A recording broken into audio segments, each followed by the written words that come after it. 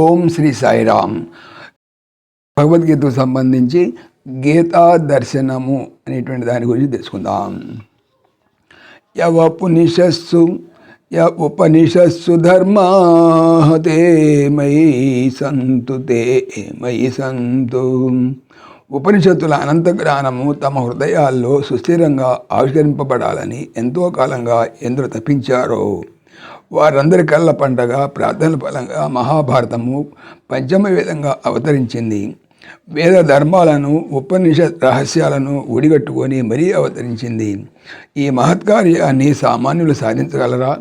అందుకే సాక్షాత్తు వేదనారాయణమూర్తి వేదవ్యాసుని రూపంలో అవతరించి ఆ మహత్కార్యాన్ని పూర్తి చేశాడు.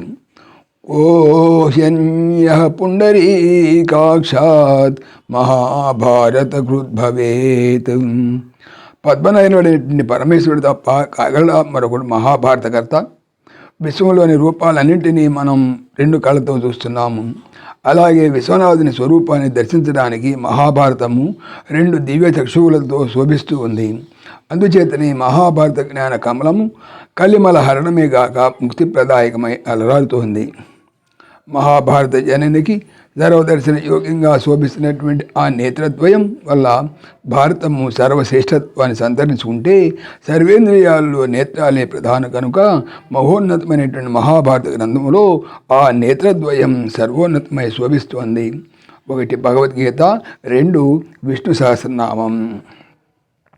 భారతం సర్వశాస్త్రేషు భారతే గీతికా పరాం విష్ణో సహస్రనామాపి జ్ఞేయం పాఠ్యం చ తద్వయం.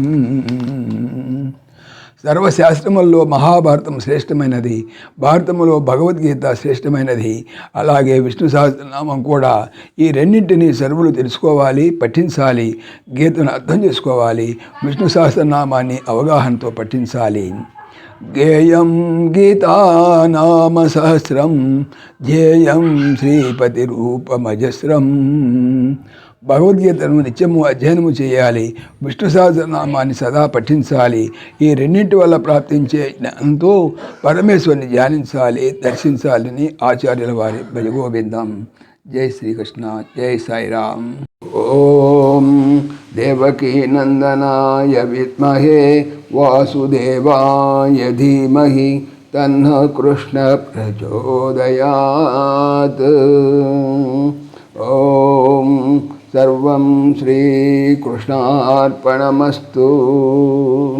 జై శ్రీకృష్ణ, జై జై శ్రీకృష్ణ. ఆత్మీయులకు మనవి, శ్రీకృష్ణ పరమాత్మ ఈ ఛానల్తో పాటుగా అనంత మహిమల శ్రీ సత్యసాయి అనేటువంటి మరొక యూట్యూబ్ ఛానల్ చేయిస్తున్నారు. దీనికి సంబంధించిన లింకు డిస్క్రిప్షన్లో చూడవచ్చు. జై శ్రీకృష్ణ, జై జై శ్రీకృష్ణ.